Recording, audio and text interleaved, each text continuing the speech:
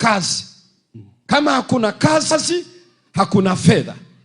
Na hakuna fedha, hatuna utume wa kujenga kwenye ufalme. Hatuna. Sasa najua kuna bahati mbaya kidogo. Kuna baadhi ya watu wamerizika na kutokuwa na fedha. Hawajui kutokuwa na fedha ni kutokuwa na kazi. Na kutokuwa na kazi ni wanaitwa marehemu. Mbona nisikia vizuri? Najua watu kuna aya. Nenda Mithali sura 22 usome aya ya 2. Usikize Biblia, baadhi ya aya tunazosoma uona kama zinatuunga mkono. Mithali 22 na ile aya ya 2. Hebu soma. Mithali 22 aya ya 2 inasema. Inasemaje?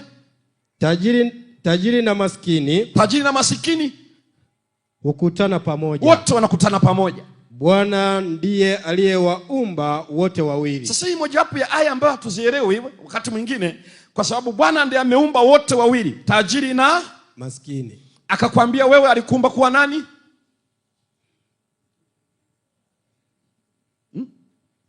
Nione ambao aliwaumba kuwa maskini. Hampo. Lakini unapotoka hapa unajikuta unasema mimi maskini wa Mungu. Kwa hiyo tajiri ni wa nani huyo? Shetani. Unajua tusibabaishane wakati mwingine. Bwana Biblia inaeleza vitu vya ajabu sana. Kuna aya nyingine pia tunasoma. Soma aya ya 7 Mithali 22. Aya ya 7 inasemaje? Inasema. Tajiri humtawala maskini. Tajiri humtawala maskini. Naye akopeshaye ni mtumwa wake akopeshaye. Sasa wale mara nyingi wasema mimi pia ni maskini wa Bwana, lakini ukimwambia umekuwa mtumwa wa tajiri anasema unawezaje kukataa na ikiwa ni maskini? Yeyote ambaye ni maskini ni mtumwa wa. Tunao hapa watumwa wa matajiri. Kweli. Wacha tuende vizuri, tutaelewana tu. Tukushika ndoo. Nenda Mithali sura ya 10 na ile aya ya 15. Mithali 10:15. Neno la Bwana linasema. Inasemaje? Mali ya mtu tajiri ni mji wake wa nguvu. Mji wake wa nguvu. Uangamivu wa maskini ni umaskini wao. Kinachomuua masikini ni umaskini wao. Sio malaria. Ni umasikini wake ndio unamuua. Hivyo mnasikia vizuri hiyo? Mpaka hapo tuna wateja wanaosema mimi nimeomba kuwa masikini. Nione mkono. Uangamivu wa masikini ni nini? Umaskini wake. Ni umasikini wake mwe. Haimaanishi kwamba utajiri hafi. Lakini wengi wa masikini wanaangamizwa na umasikini, na sio malaria na sio chochote. Ni umasikini. Anakula kitu ambacho hela imekataa, uwezo ukasogea zaidi ya hapo. Hata akikupeleka hoteli vimejaa vyakula, fanya mzao uone kama utajaribu. Utajifanya unachukua hapo unaacha vingine, maana hela inasema usijisaulishe. Na ndio maana wengi kisafiri unasema mimi nikisafiri uasiri. Tunaelewa. Tunaelewa nini kinaendelea. Lakini uwezo kusema hiyo, unasema maisha ya umasikini mwenye akili timamu hayuko anayekubaliana nayo. Amen. Wote tunahitaji kusafiri vizuri. Wote. Hata mimi ukiniambia kuna basi hapo, kuna gari hapo inaitwa Suzuki Escudo, halafu hapa kuna GXR zile za serikali zile za wakubwa. Halafu unanipa lift eti nichague. Unafikiri nitachagua kwenda na gari ipi? Subutu. Hakuna anayetaka nafika amechoka. Kama usafiri wa ndege unatoka hapa Simiyu kwenda mahala, hata wewe unafikiri ungechagua usafiri kwa basi ama uende kwa ndege? Kwa ndege. Mimi masikini wa Mungu. Tusibabaishane. Kila mtu anataka ale vizuri, avae vizuri, alale pazuri, na anakula anachotaka, sio ambacho amelazimika. Ndivyo tulivyo. Wote tunataka tukioga maji yanatoka juu kama mvua. Yameshachanganywa na hali halisi ya joto la mwili. Wote tunahitaji ukiingia kama ni hali ya joto tuna kiyoyozi. Kama baridi tumeweka hita. Tunataka tusafiri vizuri. Halafu nasema ni masikini wa Mungu. Matajiri ni wa nani? Wala. Lakini Biblia inasemaje? Mungu hajabagua. Kweli. Hajabagua. Kwenye kitabu kile cha Mhubiri sura ya 9 aya ya 11. Hebu fungua pale Mhubiri 9 aya ya 11. Mungu hajawahi sema ya kwamba hawa, ndio maana usipojua ile fungu kwamba masikini na matajiri wote Mungu amewaumba, ukafikiri Mungu alisema wewe kuwa tajiri, wewe kuwa masikini. Hapana, maana yake wote wamefanyika kwa mikono yake. Ila kilicholeta tofauti ni namna walivyoamua kuchagua kuishi. Na Mungu hawezi vuruga mipango uliojiwekea ya kuishi, kwa sababu tunavuna tulicho. Soma Mhubiri 9 aya 11. Inasema nikarudi na kuona chini ya jua kwamba si wenye mbio washindao katika michezo. Sio wenye mbio wanaoshinda katika michezo. 2. Wala si walio hodari washindao vita. Wale wanaoshinda vita sio kwamba ni mahodari. 3. Si wenye hekima wapatao chakula. Sio kwamba wanaopata chakula wana hekima. Namna. 4. Wala si watu wa ufahamu wapatao mali. Wala sio watu wenye ufahamu wanaopata mali. Amna. Wala wenye ustadi wapatao upendeleo. Wala wanaopata upendeleo kwa sababu ni mastadi mahiri. Sikiliza jibu la Bwana analolisema. Anasemaje? Lakini wakati na bahati huwapata wote. Wametafsiri neno bahati, lakini neno angesema fursa, opportunity. Time and opportunity. Wote tuna siku na yenye masaa yale. Hakuna anayepunjwa na fursa ya kuishi mpaka Mungu akumba ukazaliwa. Wote wanazo equally, sawa sawa. Amen. Kwa hiyo ni wewe unajiandikisha basi lipi, la masikini ama la? Hiyo ni uchaguzi wetu. Hakuna mahali ukienda kuvua samaki sema wewe nilikuumba uwe masikini usivue. Hamna. Hajasema hivyo. Hivyo vyote amevitoa kwa watu wangapi? Wote. Ni makosa mno kudhani ya kwamba sisi sio miongoni mwa hao. Ni makosa makubwa mno. Kila mmoja anaitwa mwanadamu anazo fursa sawa na ana wakati sawa. Amen. Na ni kwa nini inakuwa vile? Sikiliza Biblia inavyokieleza hiki. Angalia inavyoeleza katika Mithali sura ya 21 na ile aya ya 17. Tuangalie kinachotusababisha tunakuwa masikini. Tumechagua gani, maisha yapi? Mithali 21 na aya ya 17. Neno la Bwana linasema mtu apendaye anasa atakuwa maskini. Kinachotuletea umasikini hata kama unashughulika sana ni maisha ya anasa. Apendaye mvinyo na mafuta hata kuwa tajiri. Ulevi pamoja na starehe hawezi kuwa tajiri. Miongoni mwa watu ambao wana nidhamu katika matumizi ni watu wenye mali. Unashangaa kwa nini? Yaani wana nidhamu mpaka idadi ya watoto wanaozaa. Hivi ninyi mmewahi kuona familia ya watu wenye mali na ambao hawana? Watoto ukibisha hodi wameangana kama ngazi za kuelekea bomani. Watatu wako hapo kwenye mlango wa kuingilia. Ukienda uani viko viwili vinacheza. Jikoni kamoja kanapulizaga moto kule. Hujafika chumbani ambako kananyonya. Halafu lugha zetu ni hivi, Mungu hakunyimi kila kitu bwana. Utafikiri wale walio na mali wamenyimwa kuongeza watoto. Yaani maana yake sikiliza tu ni namna, yani sisemi acha kuzaa. Ila nataka nieleze tu kwamba ufahamu.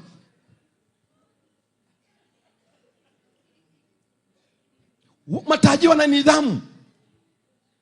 Wana nidhamu mpaka hata shilingi moja ukishangaa watu wana mamilioni. Lakini mpaka hata shilingi moja anataka ajue ilivyotumika. Nenda kwa ambaye ni masikini sasa. Siku itajimaliza yenyewe bana. Yaani akishapata shilingi 2000, saa hiyo sasa ni sherehe. Atakuja kuanza upya kesho. Yaani maisha ya masikini ni kitu cha ajabu. Unaweza kumtoa mtu kijijini lakini akili ya kijiji iko na yeye mjini. Simaanishi kwamba baraka ziko kijijini, lakini msemo unaozungumzwa inamaanisha tu maarifa ya namna ya kuishi kulingana na mazingira. Kwa sababu baraka za Bwana ziko vijijini na ziko pia wapi? Mjini. Na Mungu akisema hivyo ndio yeye anayefanya hivyo. Kwa hiyo anaeleza ya kwamba hii inachozungumzwa hapo kinachotuletea shida ni maisha ya anasa. Ndio yanayotuharibia maisha. Hata kama una juhudi kiasi gani, lakini kama matumizi hakuna nidhamu, huwezi ongezeka. Hakuna mchawi pale. Nenda Mithali sura 20 aya ya 13. Anasema kitu gani hapo? 20:13. 20:13. 13 inasema. Nasema Usipende usingizi. Usipende usingizi. Usije ukawa maskini. Hapo anazungumza kitu gani hapo? Si ni uvivu? Wewe unalala masaa 12. Mimi sijawahi kusikia kuna mashindano ya kusinzia duniani. Sijawahi kusikia. Ni kweli usingizi ni muhimu, lakini amesema usipende usingizi. Manake kuna usingizi wa uvivu. Hata hao wanaohangaika mapema wanaamka, sio kwamba mwili haupendi, ila akili yao ina maamuzi kuliko maamuzi ya mwili. Mwili hautaki, akisema tutaenda. Tuone nani boss, mimi ama wewe. Si ni sawa umeenda kuoga unakuta hali ya baridi, lakini hujaoga, umefanya kazi shambani, eti unajifanya eti naenda kulala tunasafisha miguu. Hiyo ni ushindi wa mwili. Akili kama imeshini inasema nitaoga. Siwezi kuoga haya na ulishatoa nguo zote. Mwili unasema hapa maji hayagusi mwili. Akili inasema acha ujinga, lazima uoge. Amen. Ni makosa kusikiliza mwili katika mambo ya maisha ya kanuni. Amen. Mwili unasema usinzie. Ni kweli ulikuwa shambani umesimamia hii, ulikuwa na jembe la plau na nini, lakini mwili umechoka. Akili inasema usipoenda kazini hawatafanya kazi unavyotaka. Kwa hiyo unasema inuka. Huo sio muda wa kulala. Kuku wamewika, wewe unafikiri wapuuzi. Amuka. Hakuna mtu atakufa kwa kuamka mapema. Hakuna hata siku moja. Ukuchoka ni baraka, utalala usingizi mzuri. Na utakapoamka unaamka una nguvu na akili. Biblia inasema ukipenda tu uvivu, kupenda usingizi, lazima utavuna umasikini. Nenda Mithali 10 aya ile ya 4. Hatujachaguliwa na mbingu kuwa na hali mbaya ya kiuchumi, ila ni maisha yetu tuliyachukua. Na baada ya hapo utaona vile inavyoua utume swala hilo. Hebu soma Mithali 10 aya ya 4. Mithali 10 aya ya 4 nasema. Nasema atendaye mambo kwa mkono wa uregevu. Atendaye mambo kwa mkono wa uregevu. Yuko kazini lakini mvivu, atendi inavyostahili. Huwa maskini. Anakuwa maskini huyo.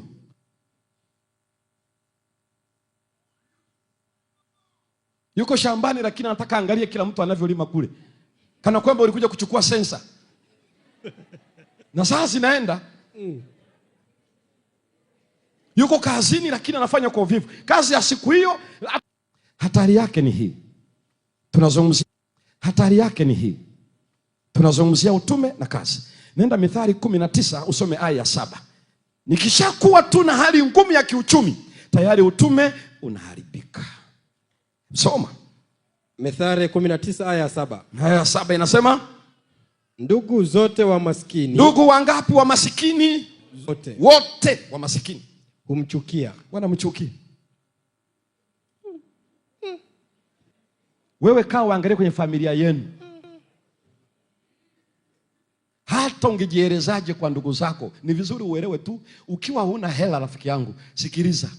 Hakuna ndugu wa tumbo moja. Hata ukimwambia tulinyonya ziwa moja, hata waongezee tulikuwa mfuko mmoja kama mapacha wanaofanana, hakuna hicho kitu.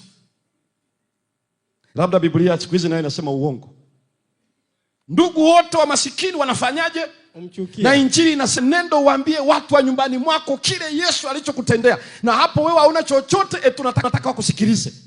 Hata baba na mama wenyewe kama vijana wao nao wengi, na kijana mdogo ndo ana nguvu kiuchumi. Kama mna kikao mkajenge mkae Shinyanga, halafu wakubwa anasema tukakae kule Shinyanga, halafu mdogo anasema mimi nafikiri tukakae Morogoro, familia mie Morogoro. Baba utasikia nafikiri wazo la kuhamia Morogoro nzuri. Kwa nini? Huyu ana maneno tu, itapokufikia kwenda kujenga hamna lolote. Wazazi wanapendelea. Sikiliza, kama una mawazo mazuri haya ulikosaje hera? Wewe unayotuambia una maneno mazuri, una mawazo mazuri, hayo mawazo mazuri na kufikiri kwako kuzuri ulikosaje? Na ndio maana wengine wanakuja kwenye misiba, anaondoka bila kukuaga. Maana akikuaga utamdai nauli. Ndugu wote wa masikini wanachukiwa. Masikini anachukiwa na ndugu wangapi? Wote. Na hapo hauna wa kupelekea Injili kwa ndugu. Ukitaka upeleke Injili kwa ndugu na maisha mazuri ulio nayo, hakikisha una hali nzuri ya kiuchumi. Amen. Kama una hali nzuri ya kiuchumi, hawatakuelewa. Huyo Yesu baki naye. Usituletee Yesu namna hiyo, ndio message unaosema. Nenda Mithali sura ile ya 14 aya ya 20. Twende tuangalie kundi jingine ambalo hawana habari na masikini.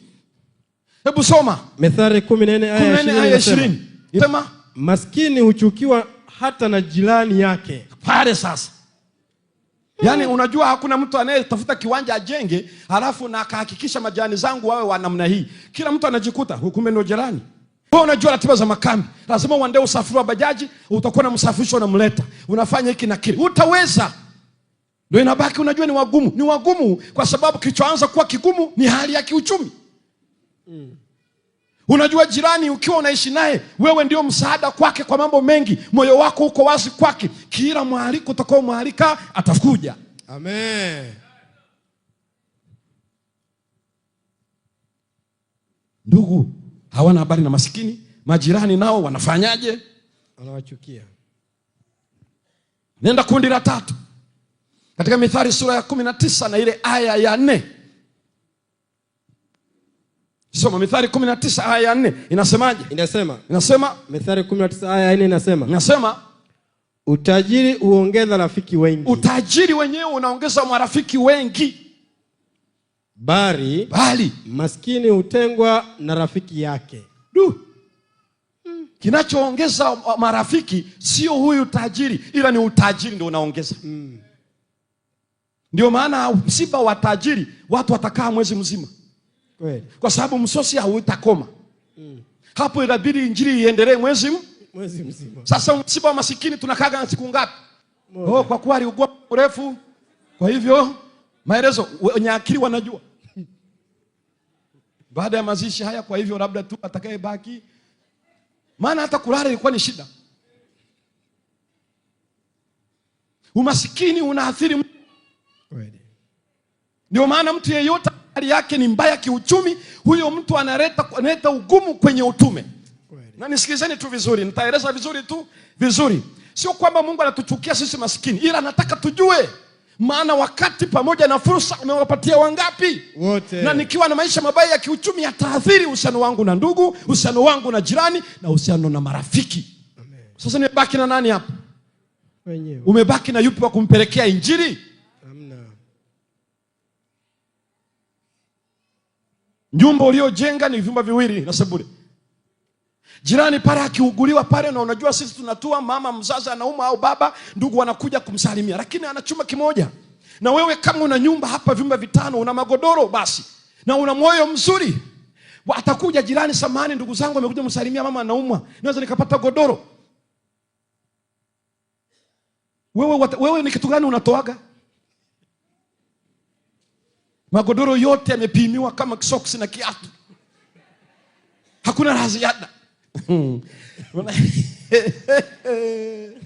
Mungu aniokoe kwenye mtego huo. Najua mimi nilimwambia Bwana ninahitaji zaka yangu napotoa kuanzia milioni 1 kwa mwezi. Na bado naifanyia kazi na bidii nitafika. Amen. Kama nitatoa milioni 1 zaka, manaki nitakuwa napata milioni 10 kwa mwezi. Na sio ndoto. Tumechoka na yale masara ya kusema Bwana kuna watu hawana chakula, nenda wapelekee. Yaani wewe ndio unamtoa wapelekee chakula. Hivi si mnasoma ile Mathayo 25? Mfano wa kondoo na mbuzi. Kwenye aya 34, njooni mliobarikiwa na nani? Na Bwana.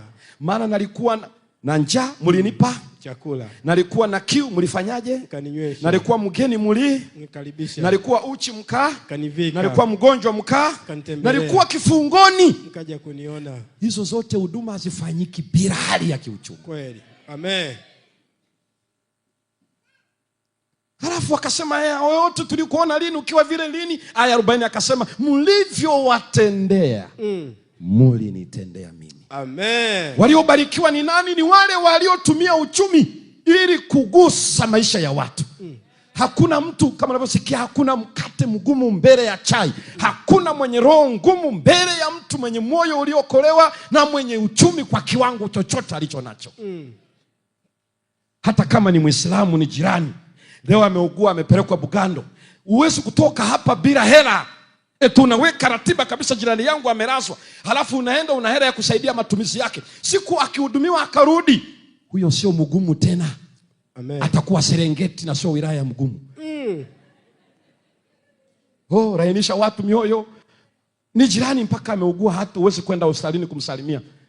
Hakuna chochote unafanya. Saa nyingine unaenda unakuta ada zamani wakati huo kabla serikali haijafanya vile, unakuta mtoto wake yuko nyumbani, wengine wamefungua hajaenda. Lakini kama una fedha, ameheshiwa nini hiki na kile, ongezea hii jirani. Halafu hiyo mwarike leo tuna makambi asije. Anakuja. Maana ukimwalika kuna nauli, halafu kuna msosi. Umeandaa. Saa nyingine wanaumia wanatambulisha mgeni kanisani, lakini wakitawanyika wanaondoka. Mlikuwa mnamfanya nini? Picha, sanamu. Kwa sababu ukimtambulisha maana yake mnawajibika. Kama hamwezi kuwajibika, tuache unafiki huo. Hayo ni maonyesho ya ovyo kabisa. Tumwaya jirani mpatie mkono, na huyo jirani mpatie mkono, akimaliza tu huyo. Kama mzee wa kanisa una hakika na ukarimu wa watu wako, wekeni budget kikanisa, namna gani wageni hao wanaweza wakala, wamefikia kwa nani, ili mjue. Hii mambo mengine nami naona ni maonyesho tu, hayana maana kabisa. Tutambulisha mgeni ambaye uweze kumkarimu, amekarimiwa na Roho Mtakatifu tu kuja kwenye ibada. Wewe kumkarimu msosi hapa uwezi. Kwa hiyo Biblia inaeleza jambo hilo, ikieleza kabisa ya kwamba umaskini unaathiri mahusiano yetu na ndugu tuliozaliwa, unaathiri majirani zetu, unaathiri marafiki tuliokuwa nao, na anawafuata lakini hawako pamoja na yeye. Atakumalizia tu hiyo aya. Kwa hiyo ikiwa hii ndio cycle, ndio mduara wa utume, watu tunawafikia ni hao, tumebaki na wakina nani sasa kwa ajili ya utume? Halafu bado mshiriki mwenye akili timamu anasema mimi ni maskini wa Mungu.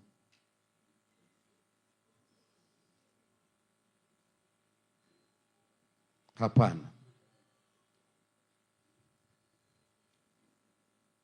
Fanyeni biashara mpaka nitakapokuja.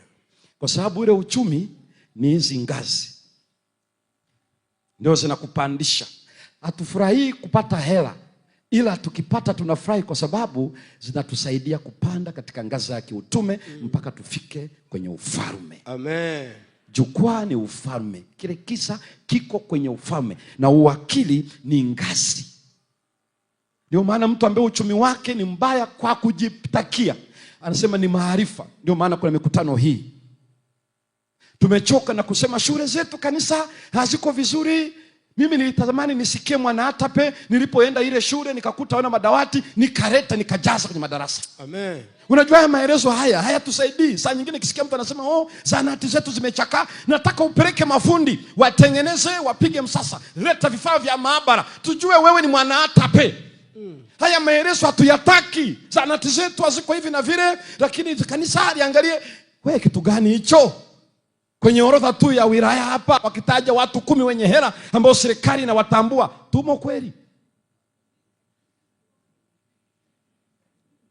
Hivi tunakuwemo? Mkuu wa mkoa anakuja hapa, je, anaweza akajua kwamba hawa ni Waadventista? Wako wale ambao hata alipoondoka yule akakabidhiwa, akasema bwana, kuna fulani anaitwa Masanja, yule atakusaidia sana ukiwa na ugeni wa kitaifa, viongozi wa serikali wakija, yule unajua. Ngoja niwaambie kitu, anafika wanakabidhiana, wanampa ofisini, kuna fulani anakaa Bariadi, fulani anakaa Maswa, fulani anakaa mara fulani. Wale watu wa Mungu atakusaidia sana mipango mbalimbali na utekelezaji.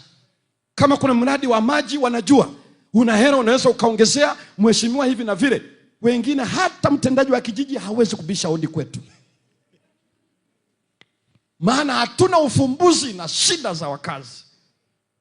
Siku ukifa hakuna anayesikitika. Tunazungumzia Dorika. Unafikiri alikuwa maskini? Mtu anakufa halafu watu wanaandamana aziku, na wanamuonyesha Petro, angalia kazi zake. Hivi siku wewe hata ukihama tu kuna watu wataandamana kwamba unaondoka jirani. Ai. Tumepoteza. Wanatamani waombe na wewe. Mpaka unawatia moyo, tuna namba za mawasiliano jamani, tutakuja tunawasiliana. Wengine tukihama wanasema amehama. Allah, ngoja wengine nao wakayaone.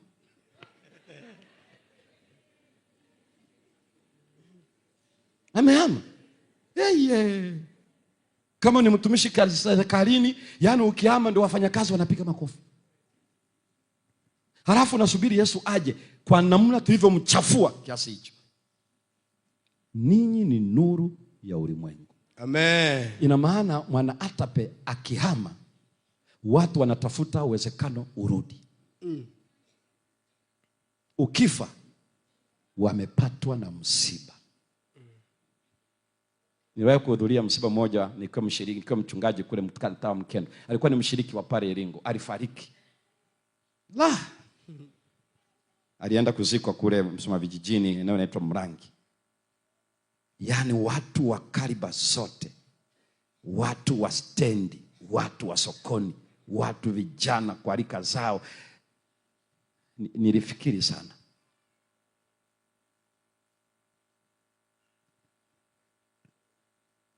Tukisema hivi na vile tunatamani kuona hayo maisha yanakuwa maisha yetu. Kwa nini? Kwa sababu uchumi ni ngazi za kuwaleta raia kwenye ufalme. Amen. Na Yesu ametuhakikishia na ametupatia fedha, ametupatia akili, ametupatia maarifa na amekwisha viumba viko. Halafu anasema fanyeni biashara. Nitakaporudi nikute kwa ile biashara watu wamejiunga kwenye utawala wake. Kutoka ngazi hadi jukwaa, sehemu ya kwanza.